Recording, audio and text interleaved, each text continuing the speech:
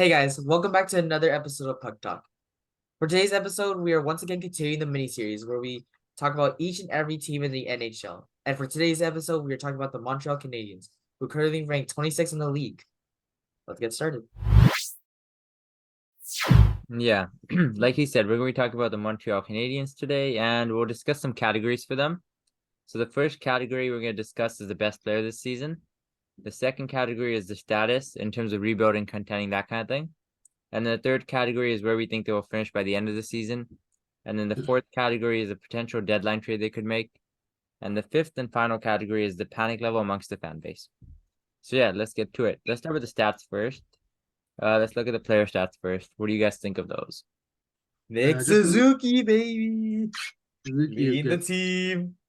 Just as a side note, I think on Saturday it was announced that Caufield is out with a season-ending injury. Yeah, I saw that. One of their best players on a phenomenal season, 26 goals in 46 games. He's done for. So that's got to be a big blow, but it helps their tanking aspirations. Yeah. Yeah. I mean, this is the rebuild. This is also rebuild done right, kind of. You see, like Suzuki, Caufield, Doc. That's the three guys you want leading your team if you're rebuilding. You know, Like they got Doc during the previous draft that just happened. they got him for so cheap. Like they got him. Yeah. Hawks Like, I sold mean, early on. I don't think they got him for what did they get him for, like a pick, or was that Romanov? Romanov, right? Or did they give Romanov, up their pick? they Oh, gave like Romanov. Montreal, I remember Montreal fans got mad at first, but then they got pretty happy after. So I think it was I think a they pick. traded Romanoff to the Isles for like the 13th or 12th pick or something, and they traded that pick for Kirby Doc. Oh. Well, I mean, yeah. Well, Doc has been performing though. Yeah, I don't know why Hawks sold on Strome, Doc, and DeBrincat. Like, I don't think the Hawks have any idea what they're doing. But that's for a different video. But yeah, I won't get I sidetracked. think Hawks just want Bedard, but like Habs want them too. So like it's gonna be a bloodbath with the tanks too. Like there's competition on both sides of the standings. Yeah, I mean, Caufield going out is probably a bad thing for the team itself, but Habs fans are probably happy. Yeah. No, it just helps. They need it for the tank to further down their stock, just to get the higher draft lottery odds. Yeah. Nick Suzuki's still there. Love that guy. They also have Florida's pick, and Florida is just outside of the wild card race right now. 2 lotto 3 picks. points out. That's great for them. Like they have a good shot at Bedard. Like imagine a core of Suzuki, Bedard, Slavkovsky, Caulfield. Like that's a pretty good core. Yeah, it's crazy. Yeah. I wish Vancouver could rebuild like these teams. Yeah. So let's move on to the goalies. So Sam Montembeault has been a god this season. That is amazing. That is honestly like the best thing you could get after not having Carey Price play. I mean, I'm sure if the Price played on this Habs team, he'd have similar numbers.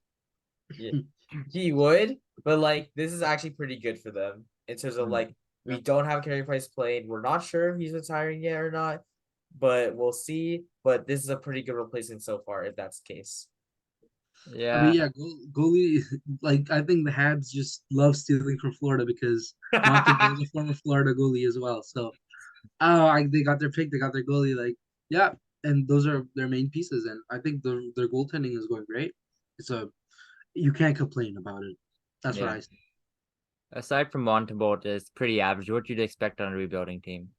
And I mean, I we guess got a below average goalie in Jake Allen, and we also got a way below average goalie in Kaden Primo. Primo was supposed to be the next big thing, and he just hasn't panned out. Like, he only played one game and he got pulled. I mean, I don't think they've given him a fair chance. Like the team in front of him has never been good. You know, the Habs relied on Price for so long that no other goalie could really last. You know, it's not a good place for a rookie to start off. I guess so, but he's been given a lot of chances. Like starting back in 2019, 2020, where he posted amazing stats. He had a 931, but ever since then, he has never had a plus 900 save percentage. I mean, maybe he could break out. He's only what? He's only 24, and goalies, their development path is much longer than forwards or defensemen. So yeah, you can give him the benefit of the doubt. But right now, yeah, he's just not that guy. Yeah, that's fair to say. So now let's move on to the categories. Who do we think the best player this season is? I'm biased. Nick Suzuki, baby. I'm leaning towards Caufield. I know he's injured, but like considering up to this point, I say Caufield. I think Yeah. Caufield as well. Yeah. I I'm think biased, but it is Cole Caufield, despite he did get injured recently, so like it will look like that by the end of the season Nick Suzuki did better, but like Caufield with he like lead the team in goals 26 as well. He has been a god under Marty St. Louis. It's unreal how good he's been. I've heard the contract extension for him is looking like a 7x7. If the Habs do end up signing that, that's a huge deal for them, considering the cap is gonna jump a lot in a few years too. yeah. I mean, I think Caufield getting injured for the Habs was the best thing that could happen. Like from a business standpoint, From a standpoint of we want Bedard, it's great. also from the standpoint that contract. Like imagine he put up 50 goals. How much are you paying this guy? $11 million. He Yeah, put up 26 and he got injured.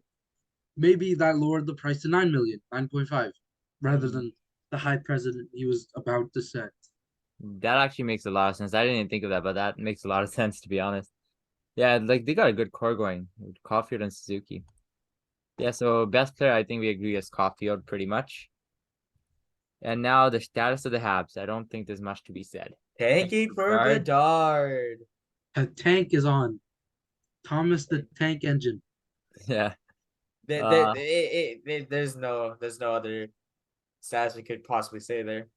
Yeah. And then where do we think they will finish now? There you go lower because they lost Caufield. They're getting way worse. They're Like going I would lower. not be surprised if they end up like last in the league at this point. They're Like, 20. They're the bottom three for sure. Bottom three, bottom four. See, because Vancouver's under them. Vancouver's gonna go up because of the new coaching change. Oh, Because That's that's so just how sad. it goes. That's just so sad. Like I would love to see a Bedard to Vancouver bid. That would be honestly amazing to see. But honestly though, please tank for the love of my sanity. Please tank. Canucks have also Just never done tank that. already. The team is dead. It's dead. Just go to rebuild, please. Management, stop making me suffer. Anyways, Yeah. we're not talking about the Canucks. We're talking about the Habs. Canucks are gonna go on like a 10-game winning streak and miss the playoffs by like 5 points again or something. Yeah. So Canucks are under them. They're gonna go up. San Jose, I think it has too many good players to stay under them. Yeah. Hawks, I can see getting worse because they're gonna move Kane at the deadline probably. And I think they finished bottom three. I think it's fair to say, to be honest. Bottom three. I think bottom four because Hawks, Ducks, and Blue Jackets are just They're all comparatively like bad teams. Like of all four of those teams that you just mentioned, Ali, could be interchangeable. Yeah, Yeah. they could. Because they are all equally terrible. Yeah. But in Same terms of teams. tanking, okay. Habs are 11 points ahead of the Hawks. No, sorry, not. Yeah, 11 points ahead of the Hawks. We're 30th. So I don't think they touch bottom three, to be honest. I think It depends in quite literally how they go about the how hard they want to tank. They don't need it. Like for example, they don't need to start Sam Honeybull for the rest of the season for most of the season anymore. Yeah. They don't need to run some of the lines that they usually do. They could just, put Caden Primo back out there. But Put 11 Jake points Allen is quite a back bit. there. And honestly, though, yeah, I don't think they go like below 30, but they're finishing 28, 29, 27 at the best. Like that's their landing point in my opinion. Like that's where it's gonna be. Yeah. Okay. So y'all just say that range. We'll just say bottom 4 to 5, I wrote. And then deadline trade for the Habs. Edmunson for a first. Like that's yeah. That sounds all right. It's inevitable at this point. Like we saw Sherrod. Like Sherrod basically imploded Florida. Yeah. He destroyed them. Hopefully Edmonton doesn't get that big of a package, but in all honesty, like Edmonton might overpay for him. Something like that.